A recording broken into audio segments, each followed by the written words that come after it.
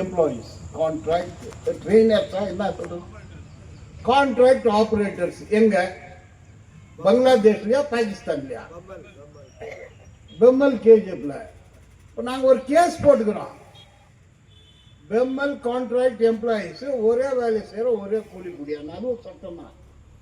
சட்டத்தில் அப்படி இருக்குது. 25(2)(5)A கேஸை போட்டுக்கிறோம். கேஸு சட்ட பிரகாரம் தான் இருக்குது. அவன் அப்ஜெக்ஷன் போட்டுக்கிறான். அவன் பிஎம்எல்ன்ற பேரை வந்து அவங்க தவறாக யூஸ் பண்ணிட்டுக்கிறாங்க. இப்போ நம்ம பெம்மல் வேலை செய்கிற என்ன சொல்லணும்?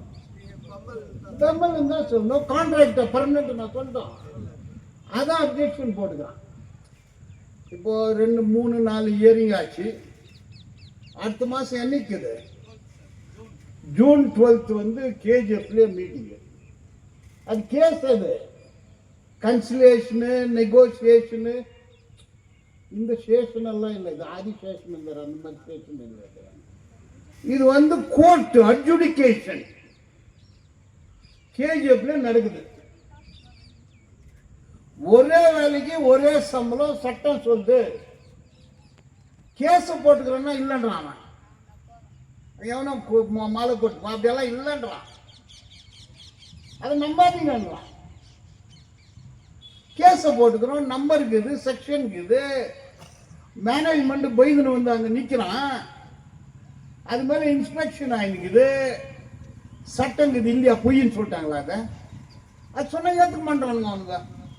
நான் 10 வருஷத்துக்கு முன்ன இங்கே வந்து ஸ்ட்ரைக் பண்ணும்போது சொல்லிட்டு போனேன், நீங்கள் இப்படி எல்லாம் பண்ணால் 20 ரூபாய் 25 ரூபாய் தான் கொடுப்பான். அதுக்குன்னு சட்டம் இது. அந்த முறையில் போனால் ஏற்றுக்கலாம். அப்போ இந்த அப்ஜெக்ஷன் ஸ்டேட்மெண்ட்ல என்ன போட்டுக்கிறான்னா, 17வது வருஷம் செட்டில்மெண்ட் ஆகிடும், இவ்வளோதான் ஒத்துன்னு போயிட்டாங்க அவங்க.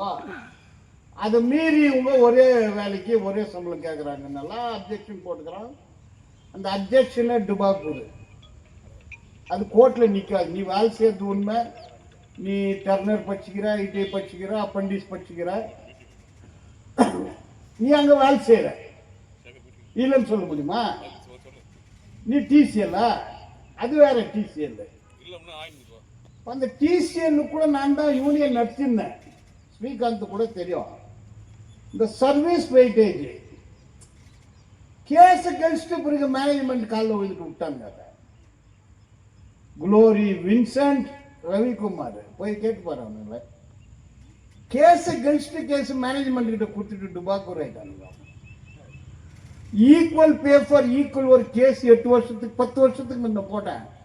அந்த ஃபைல் எல்லாம் சுட்டி குப்பையில் போட்டானுங்க. இந்த மாதிரியான ஆளுங்க கூட வந்து அவனே மண்ணவாரி தலைமையில போட்டுக்கிறது. அப்போ அந்த கேஸ் நம்ம போட்டுக்கிறோமா? உண்மைதானே? அது பொய்யா? பொய் சொல்லுங்கிறா? கேஸ் போட்டுக்கிறோம். கேஸ் நடந்துருக்குது. நெக்ஸ்ட் சிட்டிங் கேஜிஎஃப்ல. அவர் சொன்ன நீயே வா கேஜிஎஃப்ல நடக்கட்டும் அப்படின்னு சொல்லிக்குது. பட் அவன் நம்மாட்டுன்றான். யாரோ வந்து சொர்க்கத்தை காட்டுவான். அந்த அல்லோலையா கூட்டத்துக்கு அதோ பேர் வந்துட்டார், ஏசு அதோக்கிறாருன்னா நம்பிடுறாங்க. சுவிசேஷ கூட்டம் மாதிரி இன்னமும் சொல்லிட்டு அப்படியே பேசுறானுங்க அவங்க. நீ இந்த கேஸ் போடாத வாங்க முடியாது. நான் சொன்னேன், நீ என்ன ஸ்ட்ரைக் பண்ணாலும் 30 ரூபாய்க்கு மேலே கொடுக்க மாட்டான்னு சொன்னேன் நான். அதே 30 ரூபாய் தானே எனக்கு தெரிஞ்சது. 30 ரூபாய்க்கு 7 வருஷம் அவன் அக்ரிமெண்ட் போடுவானா? 2 நாள் ஆப்பு அடிக்கலாம். ஆப்பு நீ பர்மனன்ட் ஆகணும்னா நீ டெல்லியில கேஸ் பண்ணணும். Section 10(1) contract regulation and abolition ஆக்ட்ல நீ டெல்லியில கேஸ் பண்ணணும். அதுதான் சட்டம். அவனுக்கு என்ன பண்ணானுங்கன்னா 3 லட்சம் 3,000 ரூபாய். ஸ்ரீகாந்த் 1300 பேர் 3000 ரூபாய் எத்தனை லட்சம் ஆச்சு ஐயா? 39 லட்சம். சொல்லிய 39 லட்சம் ஹைகோர்ட்ல ரிஜெக்ட் பண்ணிட்டாங்க. ரிஜெக்ட் தானே சொல்லணும். ஒரு யாரோ ஒரு பெரிய வீரப்புலி, பெரிய படிப்பாளி, ஒரு பேரெல்லாம் சொல்றதில்லை. நான் வரலாற்று சிறப்பு மிக்க தீர்ப்புன்னு வாட்ஸ்அப்ல போடுறாரு. தோத்துட்ட கேஸ். எதையா வரலாற்று சிறப்பு மிக்க தீர்ப்பு? தோத்துட்டு ரிஜெக்ட் பண்ணிட்டாங்க. இது வந்து மெயின்டெனபிள் இல்லை அப்படின்னு தள்ளுபடி பண்ணிட்டத வரலாற்று சிறப்பு மிக்க தீர்ப்பு. எல்லாருக்கும் பெர்மனன்ட் ஆகுதுன்னு உட்கார வச்சிட்டாங்க. பெர்மனன்ட் ஆகுது எல்லாம் நம்பி 20 நாள் உட்காந்துது. நான் சொன்ன 3வது நாள் நான் ஒரு தமாஷா சொன்னேன், தோசை சுடணும்னா தவா வரும். தவா இல்லாத தோசை சுட முடியுமா? வெறும் தவா மாவு இந்த தோசை ஆயிடுமா? நெருப்பு வேணும். நெருப்பு, தவா, தோசை, மாவு 3 தான் தோசை ஆகுது. மாவே இல்லை, வெறும் வெறுகு வச்சுக்கிறாங்க. தவாவும் இல்லை, மாவும் இல்லை. மாவு இல்லையா? அதுக்கு யாரும் அவன் இன்னமும் மசால் தோசை கதையெல்லாம் நானும் சொல்றது இல்லை. இன்னும் எங்களை வேற கதை சொல்லி அப்போ ஹைகோர்ட்ல தீர்ப்பு என்ன வந்துச்சுன்னா நான் சொல்றது தான் வந்துச்சு. உனக்கு பர்மனெண்ட் ஆகணும்னா போய் கேஸ் போடுன்னு அங்கே இது வரைக்கும் போடல. இன்னும் போய் சொல்லுங்கிறான் உங்களுக்கு வந்து பர்மனெண்ட் ஆகுது. இது வந்து தொழிலாளிக்கு துரோகம் இல்லை. இது இதைத்தாயா பண்ணி பண்ணி பண்ணி இந்த நிலைமை. இதை வாங்கி கொடுக்குறேன், அதை வாங்கி கொடுக்குறேன். டெல்லிக்கு போனேன், அமெரிக்கா போனேன், லண்டன் போனேன், அங்க போனேன், இங்க போனேன். எங்கடா போனேன் நீ? இன்னும் கூட ஏமாற்றி இந்த வேலைகளை பண்ணிக்கிறாங்க. ஆகவே பெம்மல் டிசிஎல் இல்லை, நீங்க கான்ட்ராக்ட் ஆபரேட்டர், பட் கான்ட்ராக்ட் தொழிலாளி. உங்களுக்கு இருக்கக்கூடிய 2 வழி. ஒரு வழியில நீங்க கேஸ் போட்டுக்கிறீங்க. இதுக்கு எல்லா தொழிலாளியும் சேர்த்து சலோ பெங்களூர் வந்து கோஷம் போடணும். நீங்க வரமாட்டாங்க. ஒரு 1000 பேர் பெங்களூருக்கு வா, இங்க வந்து 3 மாசம் 1 மாசம் உட்காந்து அது சீக்கிரம் உங்களுக்கு ஆர்டர் ஆகும். அதுக்கான ஜட்ஜ்மெண்ட் அதோட கூட போராட்டம் கூட தேவை இல்லை. உன்னுடைய ஆசை பர்மனன்ட் ஆகணும்னா நீ பெட்டிஷனை போடு. இது இப்போ போட்டீங்கன்னா 5 வருஷம் பொறுத்து கூட ஆகும். 10 வருஷத்துக்கு முன்னே சொல்லினேன் நான். போட்டிருந்தீங்கன்னா இன்னைக்கு ஆயிட்டு இருக்கோம். அதனால இந்த 2 கேஸை வந்து நான் எடுத்துருக்கிறேன். 2 கேஸ் அவங்க கிட்ட கூட நான் ₹1 கூட வாங்கல. நான் சொன்ன காசு வாங்குறது இல்லை. நான் மூர்த்தி கொஞ்சம் தவறா சொல்லிட்டாரு. என்கிட்ட நிறைய காசு கொடுன்னு சொன்னாங்க. ஏங்க இது 2 பாயிண்டும் காலியா தான் இருக்குது. அவருக்கு நான் அப்படி சொல்ல. நிறைய வாங்கினா தானே நிறைய காசு. எல்லாம் ஃப்ரீயா நடத்துறேன் நிறைய பேர். பெங்களூர்ல கூட தான் இந்த பிடபிள்யூஎஸ்எஸ்பி வாட்டர் ஒர்க்கர்ஸ் தொழிலாளி 4000 பேர் தான். 26,000 ரூபாய் வாங்குறான். போனஸ் வந்துச்சு, டிஏ வந்துச்சு, அட்டெண்டன்ஸ் போனஸ் வந்துச்சு. தொழிலாளி போராட்டம் பண்ணால் நாங்கள் கைடு பண்ணோம். இதே பெம்பல் டிசிஎல் தொழிலாளிக்கு கேன்டீன் கிடையாது. யார் ஃபைட் பண்ணுது? ஸ்ரீகாந்த். நம்ம தான் பண்ணோம். நம்ம அடி கூட வாங்கினோம். லட்டி சார்ஜ் ஆச்சு, அடி வாங்கினோம். இந்த அன்பர்ஸ் கூட அப்போ நம்மளை திட்டணும். அன்பர்ஸ் இல்லையா? டிஏ வந்துச்சு, போனஸ் வந்துச்சு, கேன்டீன் இல்லை கேன்டீன் வந்துச்சு. பெங்களூரில் துப்புரவு தொழிலாளிங்க, துப்புரவு தொழிலாளி எவ்வளோ? 22,000 பேர். நான் கேஎஃப் விட்டுட்டு பெங்களூருக்கு பர்மனெண்ட்டாக செட்டில் ஆனது 2001. 2001 பார்த்தா எங்கே பார்த்தாலும் கீஞ்சி போனேன். புடவையை கட்டிக்கின்னு காலில் செருப்பு ஹவாய் சில்பருக்கு பின்னு போட்டு பெருக்கின்னு போங்க. எங்கே பார்த்தாலும் பெருக்கின்னுக்கிறாங்க. எவ்வளோ சம்பளம்னா 700 ரூபாய். அந்த சம்பளம் கொடுக்குறப்ப போய் பார்த்தா ஒரு 500 ரூபாய் நோட்டு, ஒரு 2 ரூபாய் நோட்டு. இது மாத சம்பளம். அது காலையில் 4 மணிக்கெல்லாம் ஸ்கூட்டர் எடுத்துன்னு அவங்க எங்கெங்கே வேலை செய்கிறாங்களோ அவங்க போய் கூட்டம் போடுறது. எங்கே இருக்கு?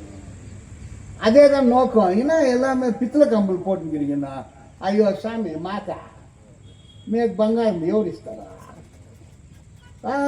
మీదే దుడ్లు తీసుకోరు. ఎక్కడ సామి నాங்க ஒரு 5-6 லட்சம் ரூபாய் செலவு பண்ணி திரிஞ்சு அந்த அரியர்ஸ் ஆஃப் வேஜஸ் கேஸை போட்டு 95,000 ரூபாய் அரியர்ஸ் வந்துச்சு.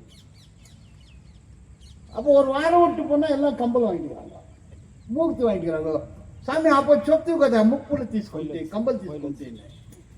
அப்போ இந்த தொழிலாளிகளுடைய இப்போ உங்களுக்கு கூட ஒரு 5 லட்சம் ரூபாய் கையில் காசு வந்துச்சுன்னா தெம்பாக தான் இருப்பீங்க. அது யாருன்னா அப்பா விட்டு போனாம உங்க போனா அது அங்கே குட்டு வச்சுக்கிறீங்க, திருட வச்சுக்கிறாங்க. நம்ம பணம் அவங்ககிட்ட இருக்குது, கவர்மெண்ட் கிட்ட. அதனால இந்த போராட்டம், சட்ட போராட்டம், தெரு போராட்டம், இந்த ரெண்டு போராட்டமும் சேரும்போது அந்த பணம் வரும். அப்புறம் மைன்ஸ் வீடு, இது என்ன பெரிய பங்களாவா இது? 10க்கு 10 வீடு, இது வேற பெரிய கதை. அது கதை வானா வீடு, அவன் வீட்டை அவங்களுக்கு கொடுத்துருப்பா, பட்டா கொடுத்துருந்தி. அதோட சந்து பொந்தெல்லாம் சேர்த்து முன்ன பின்னால சேர்த்து ஒரு 30க்கு 40 கொடுத்துரு. பட்டா பண்ணி கொடுங்க, ஒப்பந்தம். யார் இல்லையா ஊர் இது கட்டினது? நம்ம இல்லையா கட்டினா? செட்டிக்காரு கட்டினானா இல்ல ஆகா கட்டினானா? எவன் கட்டினான்? நம்ம தானே கட்டணும், சத்தத்தை நம்ம தானே. அதனால எல்லா தொழிலாளிக்கும் பட்டா கொடு. 50 வருஷமா இருக்கிறோம், 100 வருஷமா இருக்கிறோம், பட்டா கொடு. அதுக்கு பணத்தை செலவு பண்ணி ஃபர்ஸ்ட் கிளாஸா டாய்லெட் கட்டி, இன்னொன்னு பழைய காலத்து டாய்லெட், வீட்டுக்கு தண்ணி குழா போடு, வீட்டுக்கு தண்ணி குழா போட்டு அண்டர் கிரவுண்ட் ட்ரைனேஜ் சிஸ்டம் பண்ணி கூடிய நல்லா வாழ்க்கை. 10 லட்சம் தங்கத்தை கொடுத்த இல்லையா? இதை ஒட்டி பேசு, முன்னாலு இன்னாலு. இதை ஒட்டி எலெக்ஷன் பட்டா கொடுக்குறாங்க. நோட்டாவும் கொடுக்கறது இல்லை, நோட்டாவும் கொடுக்கறது இல்லை. வெறும் வாயில வட சொல்றது. ஜாப் செக்யூரிட்டி, வேலை உத்தரவாதம், உத்தரவாதமான வேலை, உத்தரவாதமான சம்பளம். ரிட்டையர் ஆன பிறகு சோசியல் செக்யூரிட்டி, பிஎஃப், கிராச்சுவிட்டி. இன்னும் நம்ம துட்டு 25 வருஷமா பாய் துட்டு கொடுக்காதுக்கிறாங்க. எப்படி நியாயம் அது?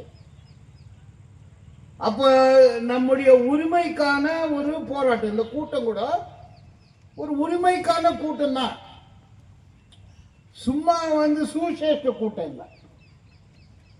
இல்லைன்னா மேல்மருவத்தூர் ஆதிபராசக்தி கூட்டம் ஆயிடுச்சு. அப்படியெல்லாம் இல்லை. இது நடைமுறைப்படுத்தக்கூடிய ஒரு விஷயம், கனவு இல்லை. நாளைக்கு சோசியலிசம் வந்துட்டா இப்படி, அப்படியெல்லாம் கனவெல்லாம் இல்லை. வயசு இருக்கிறோம், சட்டங்குது, நம்முடைய உரிமை, நம்முடைய பணம். அது வட்டியோட கூட இன்னும் ஜாஸ்தி கூட கொடுக்கணும். ஸ்ரீகாந்த் சொன்ன மாதிரி ரைட் டு லைஃப் நமக்கு கொடுக்கணும்னா ஒரு கோடி ரூபாய் கொடுக்கணும். 25 வருஷத்துக்கு முன்னே கொடுத்திருந்தா கோடி அது இல்லையா?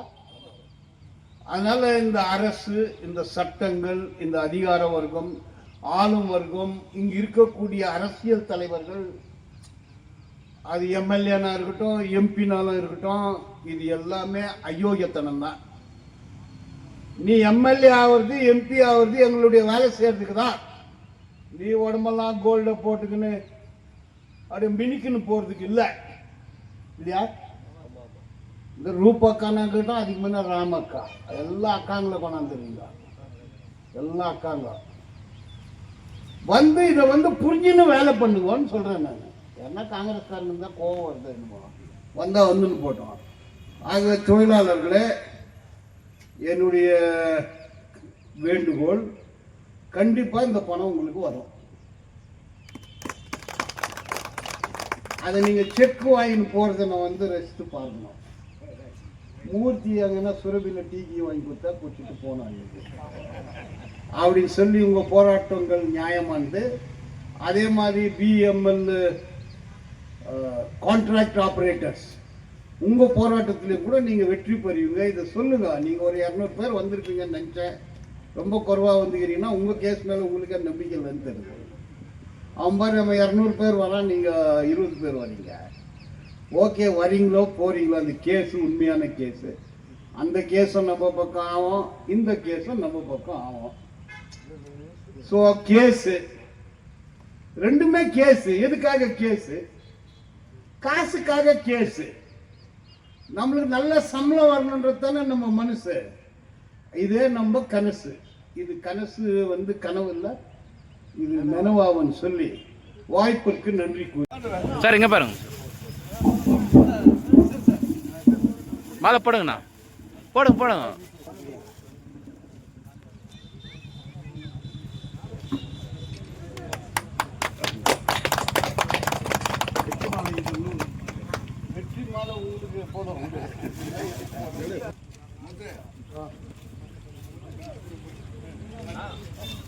அருண் பாரு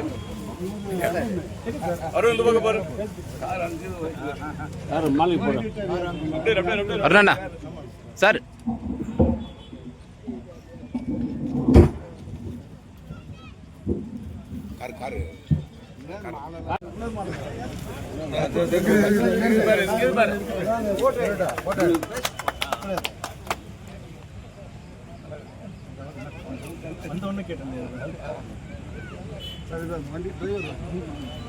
அன்பர் சார் போட்டு கந்தமால சார்